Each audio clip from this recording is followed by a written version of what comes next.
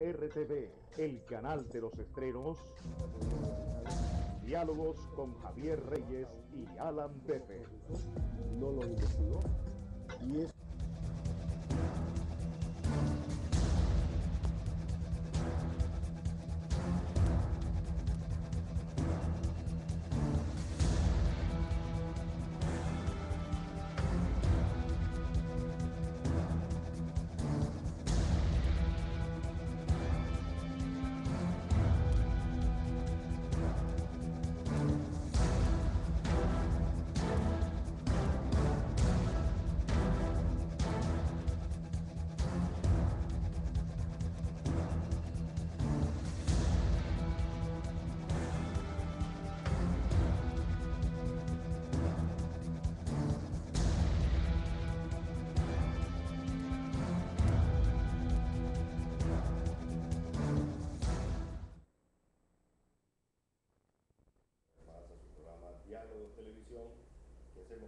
Peralba, director de Radio El Pensamiento. Bueno, una semana cargada de eventos sumamente interesantes, desde el informe del Departamento de Estado que una vez más fustiga la falta de transparencia del gobierno nicaragüense en el tema de la cooperación venezolana, como también la creciente preocupación de los productores porque el retiro de la lluvia.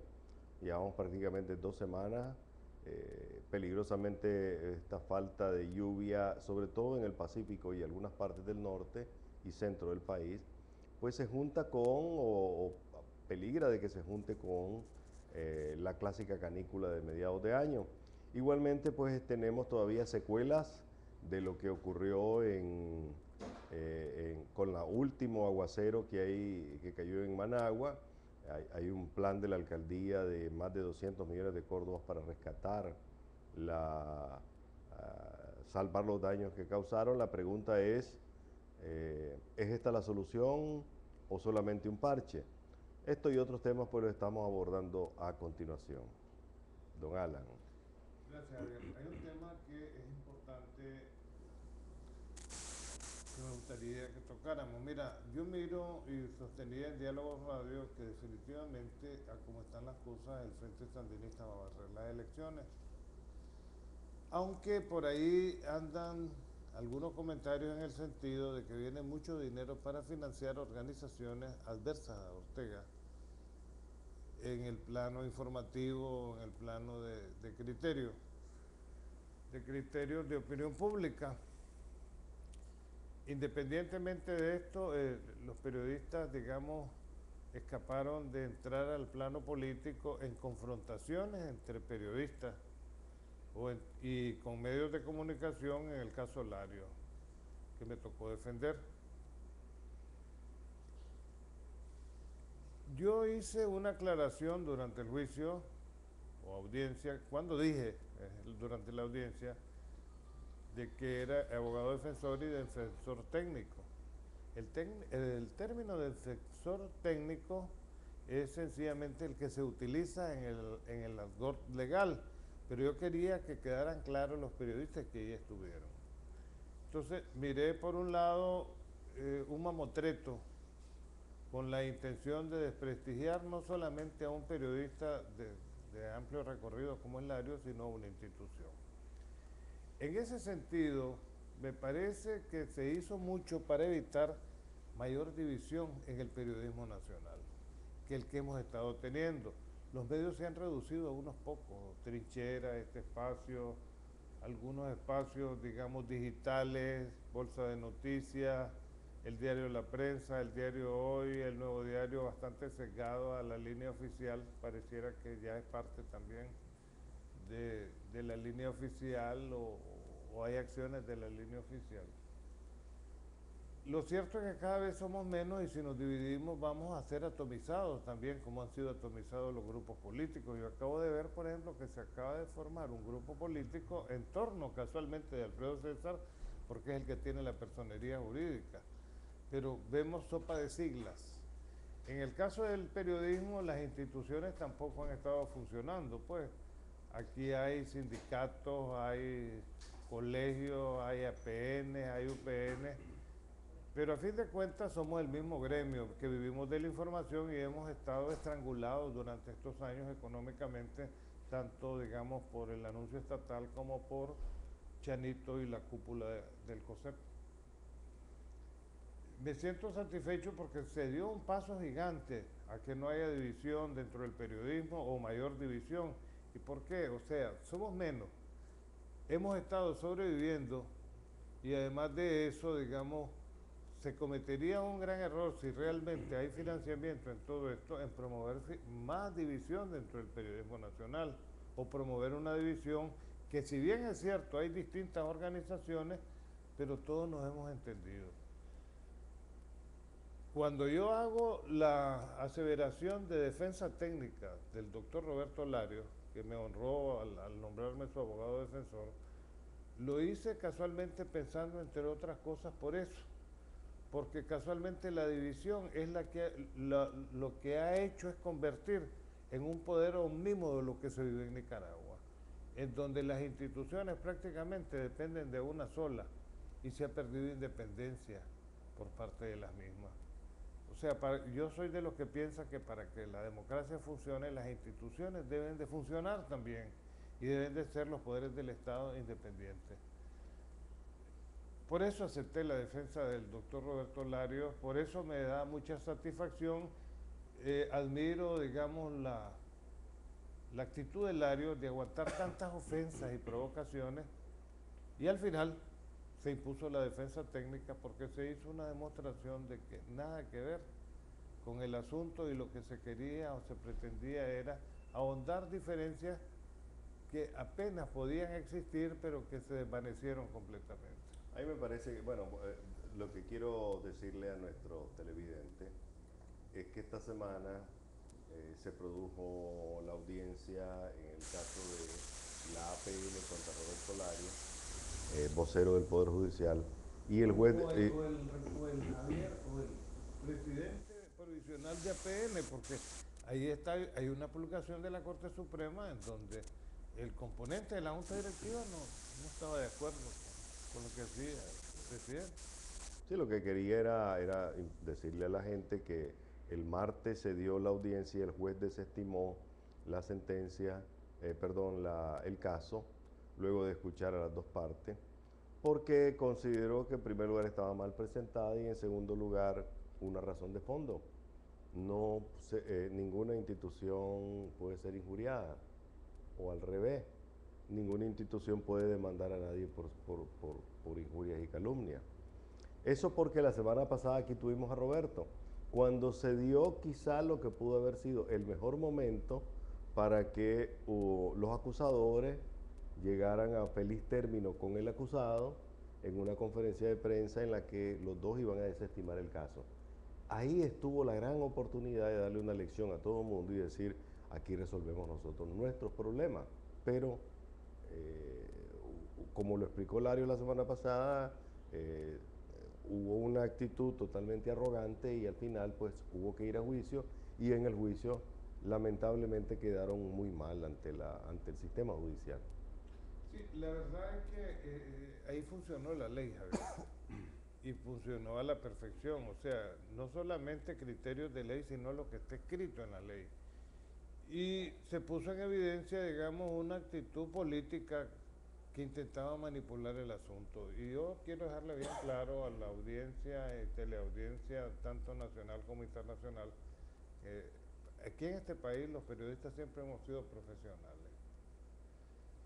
Y como profesionales estamos bien claros del medio en que estamos laborando, ¿verdad? Y en este caso, Lario es el vocero de la Corte Suprema de Justicia, independientemente de que él sea periodista y abogado, ¿verdad? Y que el que trabaja en el diario La Prensa actúa de acuerdo con la línea editorial del periódico, el que trabaja en la radio tal de acuerdo a la línea editorial de la radio, pero que más que nada como profesionales vivimos de nuestra profesión y hemos estado luchando desde hace rato para que los pocos medios que quedan no se extingan. Y esta situación que se estaba planteando, lo único que hace daño es a los pocos medios de comunicación que hoy tenemos en Nicaragua y que logran sobrevivir por la apropiación que se ha hecho de los mismos desde el punto de vista oficial. Sí, eso creo que es el fondo. Yo creo que tocaste, Alan, el centro de lo que debería ser verdaderamente la preocupación de la prensa en la actualidad, ¿no? Hay un informe del relator especial de la Comisión Interamericana de Derechos Humanos que se publica esta semana, Alan, en la cual denuncian el control de medios en Nicaragua, de cómo una familia se está apoderando o se ha apoderado de todos los medios. La Comisión de Derechos Humanos también denuncia el cerco sobre la prensa independiente y de cómo se utilizan mecanismos como la publicidad para criticarlo. No es el primer año que lo hacen, ¿verdad? Pero reiteradamente se ha estado señalando este tema como el principal problema de la prensa en Nicaragua, y ahí es donde nosotros no queremos realmente como medios de comunicación, como periodistas, no hemos querido agarrar al toro por los cuernos. Y el toro por los cuernos es que el periodismo como tal se encuentra en una posición sumamente débil y sumamente frágil frente al poder. Aquí cualquier poder te doblega. Y te digo cualquier poder cuando me refiero, por ejemplo, a la sociedad civil. La sociedad civil que tiene campañas mediáticas, por ejemplo, el uso de la leche materna, esa es una campaña, salen los medios, los anuncios, contratan medios para colocar los anuncios, o el CENID que hace campañas para que se denuncie, u otros, pues, y así como eso hay muchos medios, muchos organismos de la sociedad civil que tienen campañas de publicidad. Pues esa sociedad civil también, a pesar de que es defensora de las libertades, también doblega a los periodistas por lo frágil que andamos. Sí, sencillamente les obliga a darle cobertura a sus eventos, les obliga a pasarle sus declaraciones, aunque no estén de acuerdo los periodistas, y lo mismo que hacen a veces, o hacen también los partidos políticos, o hace el gobierno, ¿no? Como te decía, estamos tan frágiles que cualquier poder hoy nos doblega. Mira, el problema lo define muy bien Guillén, de una lucha a pañuelazos en su caricatura de este fin de semana en el Día de la Prensa aquí en Managua. El verdadero problema de los periodistas en Nicaragua es que los medios independientes estamos en extinción, como una especie en extinción. Y eso quiero que estén claros nacional e internacionalmente. El problema es el desempleo. Hay muchos periodistas aquí que no están trabajando. Hay periodistas que se han ido a los Estados Unidos y andan en trabajos que no son los que estudiaron ellos en la universidad o se prepararon. Andan en Costa Rica, andan en otros lados. El problema es, digamos, del ejercicio en sí de los medios de comunicación, que estamos atrapados con un costo de energía exorbitante. En Nicaragua se paga la energía más cara y los medios pagamos como cualquier empresa, no hay ninguna concesión. Y tantos otros problemas, digamos, para no enfocarnos, digamos, en luchas estériles y sonzas entre nosotros mismos. Era lo que quería hoy plantear y decirle a la opinión pública, que estas cosas, digamos, no son comunes, que esto fue una falta de tacto y de talento e inteligencia que se dio, pero que los periodistas en este país, por lo menos los que quedamos en línea independiente, somos personas inteligentes y que lo que intentamos es sobrevivir para poder comunicarles la información como es. Somos menos, pero dentro de las dificultades que tenemos, porque no tenemos televisoras ni radios de primer mundo como las hay en el otro lado, en el oficialismo, pero somos los que generamos opinión en Nicaragua. Así es, y eso quedó demostrado en una reciente encuesta que hizo por medio del correo electrónico Uriel Barreto, el gerente de la empresa MAP, en un survey hecho con gerentes con clase pudiente y clase alta, en la cual se demuestra que los medios de comunicación independientes están bien ubicados en la opinión pública de ese sector, porque consideran que ahí es donde se está generando el debate, la lucha de las ideas y el contraste de la información. O sea, la gente, este sector de gente no le gusta la información plana, de un solo lado. O sea que este es el país de la alegría, este es el país de la felicidad, donde no ocurre nada, ¿verdad? Versus nuestros medios, que son los que hacen el contraste, que no están llamando a la guerra, que no están llamando al derramamiento de sangre, porque sencillamente su labor es ser contrastante de la sociedad, ser denunciante de los hechos sociales. Mira, una de las cosas, por ejemplo, que nosotros podemos decir y criticar y analizar, por ejemplo, que este país salió de la pobreza. Estemos claros, tanto aquí en nuestro país como afuera, la pobreza es más hoy que nunca en Nicaragua. Y el gran contraste es que en Centroamérica tenemos los más fuertes millonarios. Eso les da la medida de lo que está pasando aquí. Una nueva clase que emerge con mucho dinero y que son realmente los que están muy bien. El resto de la población está pasando vicisitudes.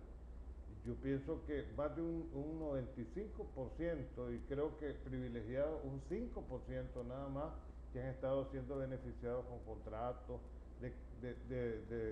más que nada de la construcciones mal hechas, y posteriormente lo llaman a ellos otra vez a que reparen los daños y vuelven a cobrar los que están en los grandes negocios, etcétera. Pero la mayoría de la población está muy mal. Y en el caso de los medios de comunicación, los pocos medios de comunicación independientes que quedan, estamos mal. Pero hay un compromiso, digamos, con la gente, más que nada, retribuirles esa confianza que ellos tienen en nosotros, porque aquí, digamos, la publicidad y el dinero que se invierte en publicidad se está utilizando para influenciar o para quedar bien de parte de la cúpula empresarial con el poder y con los medios de comunicación que controlan el poder. O sea, son cosas, digamos, que no parecen trascendentales, pero sí lo son. No se necesitan leyes como en otros países para restringir a la información, sencillamente el ahogo económico que ha sido la praxis en todo esto. ¿Por qué? Porque no somos de noticias planas, de que todo está bonito, todo está alegre. No, le estamos diciendo la verdad al público como se la decimos en este programa. Bueno, hay otros temas también de esta semana, Alan, que indudablemente están en el día a día de las personas. Uno de ellos es el incremento de los precios de algunos productos. El queso, que había logrado bajar, ya se disparó. La carne, que se encontraba en unos niveles ya prohibidos, ahora ya trascendieron a otros niveles. Y también hay una queja fundamental. Los comerciantes están haciendo de las suyas y de nuevo no hay cómo pararlo. Y yo podría decir que hay que diferenciar Managua, algunas ciudades del Pacífico del interior. En el interior los precios son menores en muchos de los productos. Es Managua la que hay un anillo de especuladores y comerciantes que sofoca la venta, sobre todo de alimentos. Y la pregunta es, si continúa el verano, si continúa este sistema irregular de lluvia, ¿qué va a pasar con los precios de la comida, ¿no? Mira, el problema lo hemos analizado otras veces. El problema es el costo de la energía. Por ejemplo, los percederos necesitan refrigeración. Hay una serie de productos que necesitan refrigeración. Y aquí, y en ese sentido, yo lo hago público, yo le escribí una carta al presidente diciéndole que alababa sus buenas intenciones de bajar en un 10% el precio de la energía, pero lo que todos estamos recibiendo es un incremento de un 30% en el costo de la energía. Esto inmediatamente se refleja en la comida, Javier. La leche, digamos, de 3 córdobas que costaba, ahora te cuesta 26 córdobas porque vienen en unas cajitas, ¿verdad? Especialmente de las lecheras que funcionan en Nicaragua. El costo del combustible. El costo del combustible se refleja automáticamente en el precio de los productos que vienen del campo a la ciudad, porque aquí, digamos, tanto en Managua como en el resto de las cabeceras departamentales no somos productores, lo que somos es estrictamente consumidores y en algunos de los casos pues generadores de servicios, ¿verdad? Pero el fondo de esto, y yo creo que donde el comercio se asfixia es ese.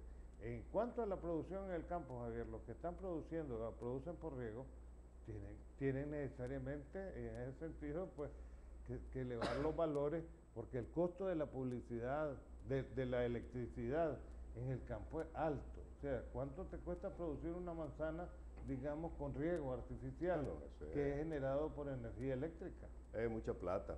Mira, hay una combinación de dos factores.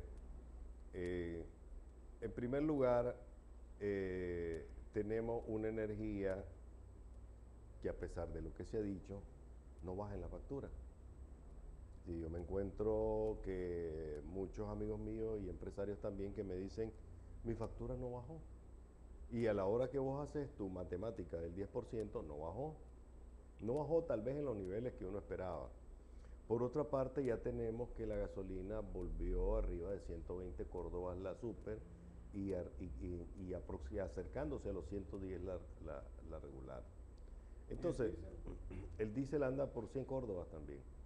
Estamos hablando de precios, Alan, de principios del año 2014, cuando el barril de petróleo estaba en 105, 106 dólares. Hoy no, se encuentra entre 60, 59, 61, ahí anda, 59, 60, 61. Ya Alan nos va a decir en cuánto está cerrando la semana. El tema es que mientras el combustible está subiendo y ese es el que mueve la mercadería, la trae del interior a Managua o la mueve en la ciudad, mientras los precios sigan como que si estuviéramos con petróleo a 105, 106 dólares, difícilmente el factor fundamental que para la movilización de las mercaderías, el transporte de las mercaderías, como es la gasolina, no baja y al contrario sube. Entonces el efecto es inmediato sobre el producto. 59. Bueno, 59 dólares cierra la semana y estamos con gasolina que, es cierto, van a bajar este fin de semana, van a bajar unos centavos, después de 5 semanas de continua alza. Pero eso aún mantiene el precio de la super en arriba de 120 córdobas. Vos vas a Estados Unidos, Alan, y la gasolina ya está en 2 dólares y 50. En algunos casos 2.80 o 2.25. Es decir, si en Estados Unidos, bueno, que dicen que es el primer productor de petróleo del mundo, si en Estados Unidos está a la mitad prácticamente, Alan, porque aquí estamos ya arriba de 4 dólares el galón. Si está a la mitad, por mucho que quieran explicar que hay factores que por culpa del verano, que por culpa del calentamiento global hacen que nosotros tengamos que pagar más altos los combustibles, mientras no se explique esto, realmente esto genera especulación también. Pero mira, aquí en Nicaragua, para los que están afuera, hay dos grandes plantas. Una que se llama Che Guevara, que si el Che Guevara, digamos, reviviera, se quedaría asombrado del gran business que se tienen. Y otra que se llama Hugo Chávez. Esas plantas, mayoritariamente generadoras de energía en Nicaragua, usan combustibles fósiles. Entonces, si el combustible fósil ha bajado, también debía de bajar el costo de la energía. Pero caemos en el caso de la energía eléctrica también, no solamente el diésel y la gasolina. Aquí el presidente de la República envía una iniciativa a la Asamblea Legislativa para que baje el precio y nos dicen que va a bajar un 10% el costo de la energía, pero subió un 30%. Tal vez los que escriben a este programa o escriben a Trinchera, sería bueno que me hicieran un razonamiento, porque yo no entiendo. Realmente es una cosa que nunca he entendido. O David Castillo, director del INE y el grupo TSK Albaniza se ríen del presidente, o sencillamente pues nos han dado a tol con el dedo, ¿verdad? Que en este caso me parece que, por eso yo le escribo al presidente y le digo lo que está pasando realmente, ¿verdad? Y que de que funcionarios como David Castillo se burlan de él y la empresa esta TSK Albaniza se burla de él. Porque en ese sentido yo miro con seriedad, es una acción presidencial que tiene que cumplirse, Javier, porque el negocio definitivamente es un negocio privado. Sí, ¿verdad? Que todo el mundo sabe quiénes son los dueños. Bueno, vamos a ir a un cambio comercial. Al regresar hay un tema que se calienta la próxima semana y es la elección del magistrado o magistrada para el Consejo Supremo Electoral. Los partidos políticos quieren la cuota, la sociedad civil demanda la cuota, que es uno nada más, Y también el gobierno se siente en la urgencia de nombrar a alguien de lo suyo. Sobre ese tema volveremos en unos momentos.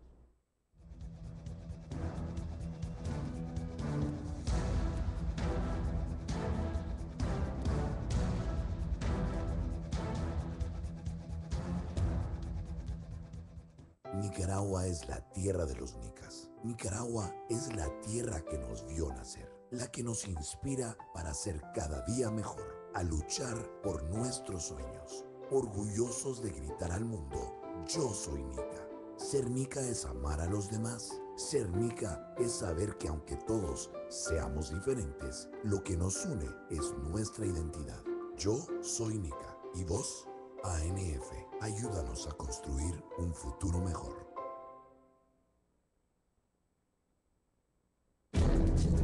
Transmitiendo por una expresión libre en Nicaragua, Radio El Pensamiento, 880 kHz y para el mundo, radioelpensamiento.com. Radioelpensamiento.com. Radio El Pensamiento, la emisora más libre para opinar e informar.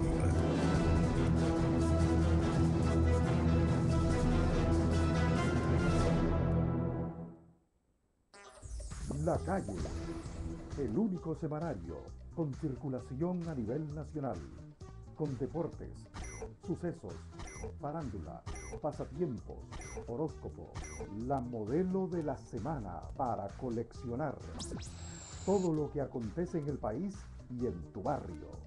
Pedida por 5 pesitos. La Calle.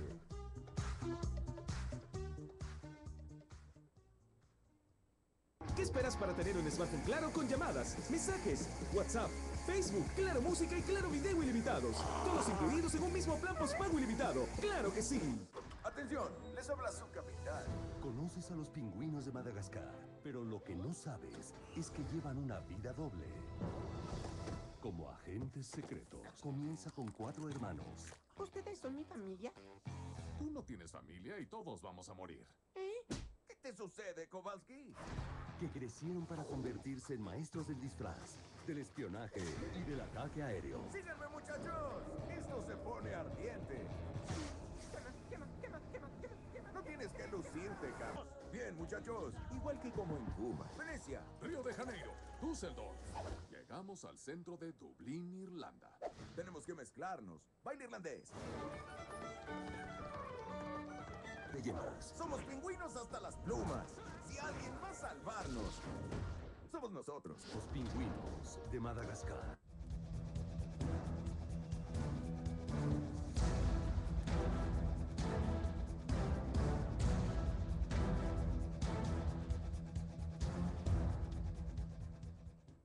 Bien, continuamos con Diálogos Televisión que hacemos con Alan Tefelalba. Hay un tema que esta semana debería resolverse. El próximo lunes, la comisión especial que está dictaminando a los candidatos, que va a elaborar la terna, de los candidatos para ocupar la vacante que dejó en el Consejo Supremo Electoral el magistrado o ex magistrado José Marenco Cardenal. Pues nos hemos tenido la sorpresa de que ahora hay una cantidad de candidatos ahí de los partidos políticos. Silenciosamente se presentó la candidatura de Kitty Monterrey por parte del PLI. En la comisión especial ahí está el jefe de la bancada del PLI, no se encuentra ninguno del PLC. El PLC propuso también al magistrado que está actualmente, tiene un magistrado en el Consejo Supremo Electoral, Meléndez, para que le den la titularidad y que la vacante que quedaría como suplente, que él actualmente, lo llene otro. Igualmente la sociedad civil ha presentado a Roger Arteaga como candidato por parte del organismo Hagamos Democracia, y el Frente Sandinista ha dispuesto de la presidenta del Instituto de la Vivienda Urbana y Rural, INVUR, a la cual la destituye en medio de rumores sobre el mal funcionamiento de la institución, pero la propone para ser la candidata. ¿Cuál será la decisión del Frente Sandinista? ¿Qué dice tu olfato y experiencia, don Alan? Mira, Yo soy de los que piensa, y lo he sostenido, de que Daniel tiene que eliminar todo el componente actual del Consejo Supremo Electoral porque no genera confianza. Y pienso también que esto le resta legitimidad a un resultado electoral independientemente que sea el que sea. Pienso que como están las cosas, Daniel va a barrer en las elecciones del año que viene. Y a cómo se están planteando. En el caso de esta señora que ha sido empleada de Álvaro, de Eduardo, parece que ella le ha trabajado siempre a los Montealegre, ¿verdad? Era la contadora de Álvaro o financiera en cuanto al asunto que se vio involucrado y que Bendaña se fue a Estados Unidos y ahora es político y hubo una estafa.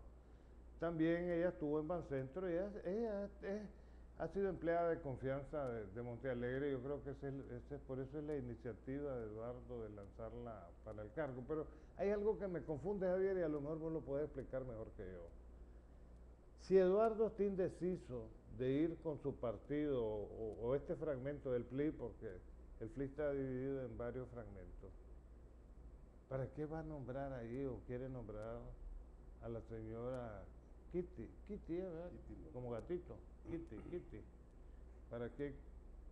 ¿Para qué? Si todavía él no decide que va a ir. Entonces, ¿para qué quiere ahí meter a Kitty? No lo entiendo, Javier. Estamos claros.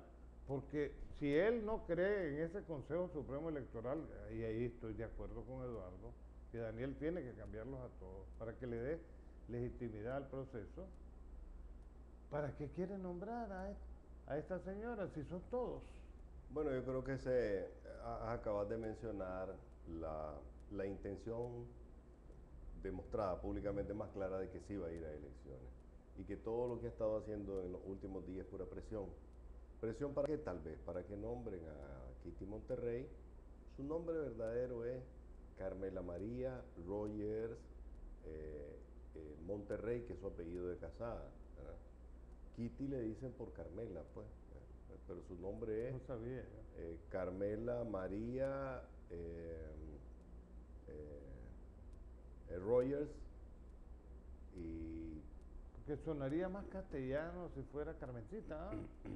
o sea, pero se hubiera puesto María Monterrey mejor, ¿verdad? ¿Verdad? Pero el pensamiento, se habla español, pero se piensa en inglés. Mira, este es un viejo tema, Alan, y viene desde el año 96, ¿te acuerdas cuando se utilizó la ciudadanía norteamericana para inhibir a un montón de gente?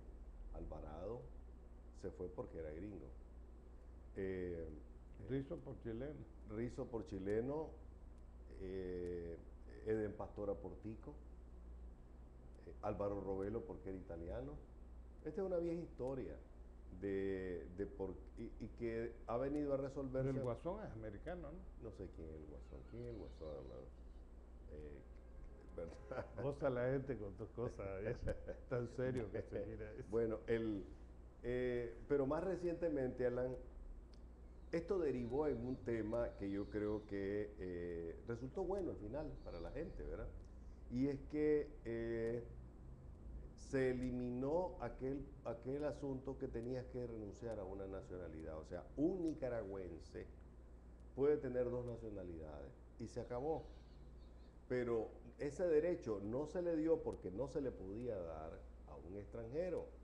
Es decir, un extranjero puede tener la nacionalidad en Nicaragua, pero tiene que escoger.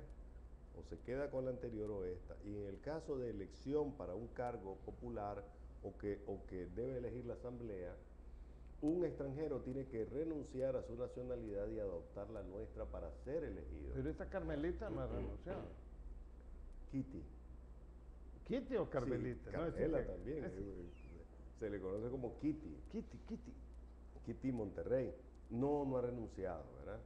Entonces, ayer consulté porque una amiga me escribió y me dice, no, Javier, me dice, ya se puede. Entonces me fui y tomé la ley que está en la Dirección de Gobernación, donde dice que hay un área de información en la página web del Ministerio de Gobernación donde dice cuáles son los requisitos para residencia, para nacionalizarte casos de niños, etcétera, etcétera. Entonces, para irme a lo fijo, pues, ahí dice exactamente en el párrafo 3 del artículo de la ley que para poder obtener la nacionalidad nicaragüense tenés que renunciar a la anterior.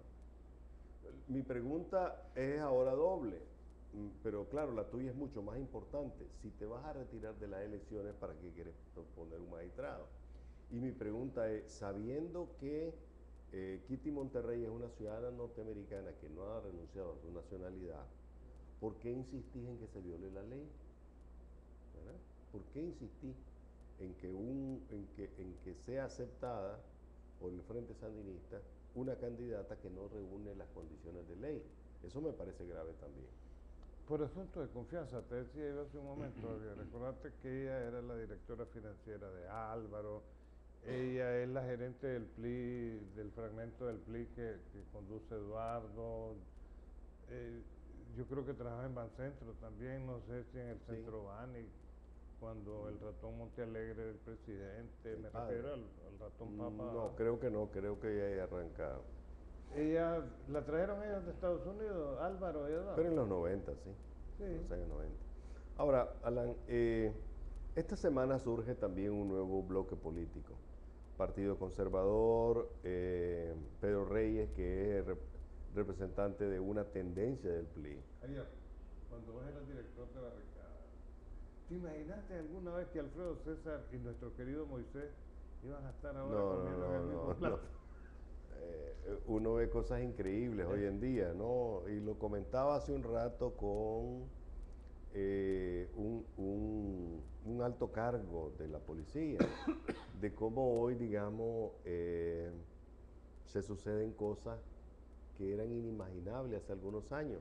Y él me comentaba de situaciones a nivel regional. Por ejemplo, me decía, a veces han ido unos bandos de la policía que fueron rungueros, que fueron vuela tiro en los 80, y se reúnen, por ejemplo, con jefes de policía de Honduras.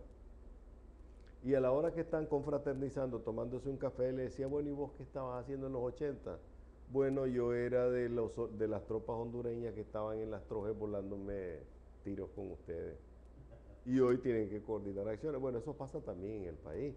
Pero pensar que Moisés Hassan, que es uno de la línea radical, antidanielista hoy, iba a estar con el sector más rancio de la oposición, que es el Partido Conservador, que van a estar juntos, eso es novedosísimo, ¿no? Y por mucho que haya pasado el tiempo, uno siempre no deja de sorprenderse con situaciones como esta. Pero bueno, está Moisés Hassan, Partido Conservador, Partido Social Cristiano, lo que queda, ¿verdad? Porque está dividido en 4 tucos. El Pedro Reyes Vallejo, que uno de los 4 tucos también, pedazos, con todo respeto lo digo, del PLI. Y creo que hay otros también ahí que están metidos. Ahora, ¿qué podrán ellos hacer? Es decir, ¿qué diferencia pueden hacer ellos en la política actual? Pues eso es lo que está por verse, ¿no? Mira, yo estaba haciendo cálculos, ¿verdad? Porque hasta el momento no miro yo unidad o no sé si con plata los van a unir. Porque Alfredo dice que hay plata para hacer primaria, que por cierto no conocía a Alfredo, se ha estirado tanto el pellejo. Lo miré ahora en el programa de Danilo Lacayo que yo creí que era otro. Pero cuando él dice Alfredo César, pues asocié. Entonces tendríamos el PLC que dice que va solo. Está Eduardo, que lo están apoyando los pelones y los pachucos. Ahora este grupo de los pellejudos. O sea, hay una división, Javier, Pero total, con un pueblo que no cree en ninguno de ellos, Javier. Ahora sí. Pues la única manera que se podría creer, la dijo Fabio Gadea, y no sé hasta qué punto mi querido Fabio va a cumplir, pues. Yo estoy dispuesto a ser candidato, dice, con una oposición unida. Y factores de unidad, realmente aquí solo lo miro en Carlos Fernando y a su hermana Cristiana. Aún por la fama que tiene el grupo nuevo, que es el de Pellejudo, uno se acuerda de Alfredo César. ¿Y por qué se le decía 7 puñales? Me explico. ¿Por qué se le decía 7 puñales? No quisiera yo ver, porque tengo mucho cariño y admiración por Moisés Hassan, que es un hombre honradísimo. Y lo fue cuando estuvo en el gobierno, honrado. Un día de esto lamentándose de haber hecho esa unidad por ahí. Mira, hace todavía algunos años, el conflicto era los liberales deben ser el centro de la unidad. Entonces Eduardo dijo, yo soy el liberal y alrededor mío debe hacerse la unidad. El PLC lo intentó y al final ya no confía en el PLC, pero ¿por qué ahora no hacen la unidad alrededor de Eduardo? Por las mismas razones. Uno, consideran a Eduardo una figura desgastada, según la encuesta, es el político activo con los más negativos, con los índices más negativos que hay. En segundo lugar, que la fuerza del PLI, pues después de intentarlo en 5 o 6 elecciones, no ha podido ganar una. O sea, me refiero a municipales, me refiero a regionales y me refiero a nacionales. Más de 5 elecciones ha ido y no ha podido ganar una sola. Independientemente si te hicieron fraude o no te hicieron fraude, esa es la verdad. Entonces, ahora surge un nuevo grupo que está planteando hacer unas primarias, o sea, que ya no sea el centro Eduardo Montealegre, o sea, y esto es un gran golpe para Eduardo Montealegre, que ya no sea el centro de la política, que ya no sea el eje, el que todos miraban como, bueno, este es el futuro. Pero es que Eduardo es porque todavía puede dar, Javier. Cuando ya dejas de poder dar, ya no sos. O le quieren quitar eso a Eduardo, pues, porque el Partido Conservador, que tiene legalidad, no pidió hueso en el Consejo Supremo Electoral, ni tampoco ha dicho, porque ahí lo dice el nuevo dirigente de ellos, que ellos están, digamos, con miras a elecciones, y que hay plata, y si hay plata para unas primarias es porque van. Claro. ¿Está claro? Es que extraoficialmente, ellos no lo han dicho públicamente, pero extraoficialmente este nuevo grupo ha regado la especie de que traen la bendición de Washington para hacer elecciones primarias. Es decir, Mr. Gringo les daría. Es que hacer una primaria es como hacer una elección nacional. Si todos los partidos concurriesen a esas primarias, Alan, hay que organizar juntas receptoras, preparación de gente, publicidad, y hablan de unos $250,000 para organizar las primarias. Es decir, ¿cuál es el objetivo de la primaria? La unidad. El que gane las primarias, alrededor de ese se van a juntar, independientemente de quiénes vayan. El que la gane, ese es el que juntaría a los demás. El compromiso absoluto sería, si yo voy a primaria, me someto a lo que salga de ahí. El punto es que yo no veo ni al PLC ni a Eduardo confiando en Alfredo César para que organice una elección primaria. Y vos lo acabas de decir, la fama de Alfredo César no es la mejor para confiarse en él. Entonces tampoco, digamos, es una fuerza que vaya hoy en día a unir a la oposición, aunque el mecanismo de primaria me parece excelente. Me parece que sería el mejor, siempre y cuando todos hay actuaran un novato del honestamente. año, ¿verdad?, que aparece del grupo de Pellejo. Bueno, en ese grupo no hay... Hay uno nuevo. Bueno, sí es nuevo como líder político, que es un economista muy conocido, Medal, el doctor Medal, que lo hemos conocido como una de las mentes, digamos, más brillantes de la economía, como analista, pero ahora nos sale con un movimiento que se llama M3R o algo así, el movimiento Tres Revoluciones. No sé qué significa todavía, no lo he explicado. Debutó ese día. Pero José Luis Medal lo hemos visto desde hace años, en las televisiones, en la radio, en los periódicos. Hasta ahora lo vemos como político. Bueno, bien por él. Pero, ¿qué experiencia tiene detrás de él? ¿Quiénes están? ¿A cuánta gente arrastra? Porque ese es el otro punto, pues. ¿A quién tenés y a quién arrastrar? Entonces, no parece que este grupo, Alan, pueda hacer el milagro. Y el milagro es ir a unas primarias, que todos respeten las primarias, que las primarias sean transparentes y que de ahí salga el líder que diga, ok, todos detrás de mí ahora. No lo veo, pues.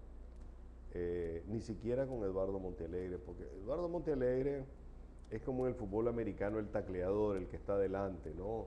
Él ha tomado ese papel, o sea, el candidato presidencial, el quarterback está atrás, es el que tira la pelota. Entonces, él no es el quarterback, él está en la línea frontal, ¿no? Entonces, cuando el árbitro pita y los otros vienen a querer capturar al quarterback, o sea, sencillamente lo que él hace es taclear. Él golpea para que no lo toquen. En cierta medida es lo que hace una defensa, pero en este caso Eduardo Montealegre lo que ha hecho es evitar que el quarterback se una a los demás. Que eso sería lo que Fabio Gadea quiso hacer y no lo dejaron, que era negociar con su consuegro, que hubiese sido mucho más fácil, en condiciones de dame y te doy, ¿verdad? Y quizá la historia hubiese sido distinta, porque Fabio se quedó con 30 y pico de votos, independientemente de los que le quitaron, pero el PLC logró algo así como 7-8%. Significa que pudo haber llegado y forzado una segunda vuelta si no hubieran hecho la trastada del Consejo Supremo Electoral de contar a su manera los votos. Pero es que el PL lo ha venido haciendo, Eduardo, desde hace rato. No se había contado más que el 90%, faltaba un 10% de los votos y declaró ganador a Daniel. Sí. Lo que no Por dos calculaba veces, es que Daniel se iba a subir tanto. por dos ocasiones consecutivas. Él se apresura a reconocer el triunfo de Daniel Ortega en el 2006 Para que le den la diputación. para que le dieran el segundo lugar. Y se produce un hecho inédito en la historia, que el candidato presidencial sacó más votos que su partido. Y todos sabemos que en este país la historia política ha dicho que el que vota por presidente vota en cascada, ¿verdad? Luego en el 2011 él se apresura a reconocer el éxito de Por el Daniel. efecto ajustes, por el encaje. Sí, pues Me porque parece encaje bancario eso. lo que pasa es que el sistema electoral en Nicaragua, que es muy parecido inclusive en algunos lugares a otros países, te permite negociar residuos. No lo permite la ley, pero en la práctica negocias residuos. O sea, si para una segunda o tercera plaza en León o Matagalpa, vos sos el que quedaste más alto con 800 votos, por decirte algo, ¿no? Lo puedes negociar por otras plazas, eso ha ocurrido. No es lo que debería, pero eso ha ocurrido. Pero que vengan ahora, ojalá que no ocurra, pues que estén negociando el reconocimiento y la legalidad de la próxima elección a cambio de un segundo lugar. Eso sería ya el acabose, ¿no?, de la oposición. Son serios los problemas para él. Por el grupo Pachuco, él tiene que darles algo. Por lo ¿Pero qué menos le va a Carlos dar? Noguera anda buscando cómo agarrar algo. Lo mismo el del sombrero. Y se le han ido sumando otros que están esperando algo. Entonces, ¿qué va a hacer él con los que están? Si es que está negociando, o sea, le van a reclamar. Mira, los dos únicos puestos seguros, o el único puesto seguro en la Asamblea Nacional para un diputado es el primer diputado nacional. Quizá el primero de Managua. Y yo te aseguro que esa plaza la tiene reservada Eduardo para él. El primero nacional, porque él sabe que va a sacar más del 3%. Y al sacar más del 3% ya tiene garantizado su escaño. De ahí para allá todos son inseguros, porque no sabes qué va a ocurrir. Se puede desplomar en elecciones, puede ser que el voto migre a otros lados, regrese al PLC, se vaya donde Moisés Hassan, no sabes. O simplemente el Consejo Supremo Electoral la vuelve a hacer. Porque mucha gente está convencida de que Daniel Ortega ganó las elecciones en el 2011, pero no está convencida del monto con que la ganó. Muchos están segurísimos que obtuvo arriba del 50. El encaje legal ahí lo hace Roberto. Ese no fue encaje, desencaje fue el que hizo, ¿verdad? Y aprovechó determinadas circunstancias como compra de tendido electoral, compra de fiscales, para hacer desmadre en la Junta Receptora. Por eso es que mucha gente nunca va a aceptar que ganó con el 60 o 62%, y si lo vuelve a hacer, tampoco lo va a aceptar porque el poder desgasta, y la manera absoluta con que ha ejercido el poder lo ha desgastado absolutamente, y eso tiene que reflejarse en la Junta Receptora. Eso es lo que piensa mucha gente. De todas maneras, pues hay que esperar. En realidad, si hay primarias, ¿quiénes se van a unir? Si Eduardo va a continuar manteniendo la desunión de los partidos, si al final se van a lograr aliar. Me parece que tiene que haber una fuerza poderosa que les diga, únanse. Y aquí están los reales, pues. Y mira, y yo no creo que sea Mr. Yankee ahora el que los va a unir como los unió en el 1990, porque hay que ser franco. Los 14 partidos de 1990 se estaban matando. Virgilio Godoy se enfrentó en 4 o 5 rondas de elección contra Enrique Bolaño. Lo que pasa es que a veces no nos recuerdan la historia. Los 14 partidos estaban enfrentados. Bolaño contra Virgilio Godoy, ¿verdad? Y ninguno ganaba, y fue una matancina espantosa hasta que Mr. Yankee vino y dijo, aquí está doña Violeta, aquí está mi respaldo. Entonces doña Violeta se junta con Virgilio, negocia con Virgilio, o la embajada negoció con Virgilio. Virgilio se retira y le pegan una penqueada a Enrique Bolaño de Padre Nuestro y Señor Mío. Él queda resentidísimo por eso. Y luego se la desquita con Alemán 10 años después, pero esa es otra historia. Pero vendrá Mr. Yankee ahora a decir, vean todos, se sientan en la mesa y me aceptan a Alfredo César como nuevo líder. Eso no va a ocurrir, no lo veo. Creo que los tiempos han cambiado después de 20 y pico de años. Bueno, hay una coincidencia interesante, Javier. Yo creo que en el mismo mes que son las elecciones aquí, estamos en los Estados Unidos. Allá va a ganar Jeb Bush, no veo por dónde doña Hillary pueda. Bueno, veremos. Yo pienso que doña Hilaria tiene bastante posibilidades. Pero veremos, Alan, veremos. Claro. Aquí falta mucho. ¿Algún tema, Javier? No, yo pienso que más bien hemos llegado al final, ¿verdad? Y ya pronto entramos al mes de julio, que es el mes de las fiestas sandinistas del aniversario, y habrá muchas cosas también estos días. Así que muchas gracias a todos ustedes y hasta la próxima.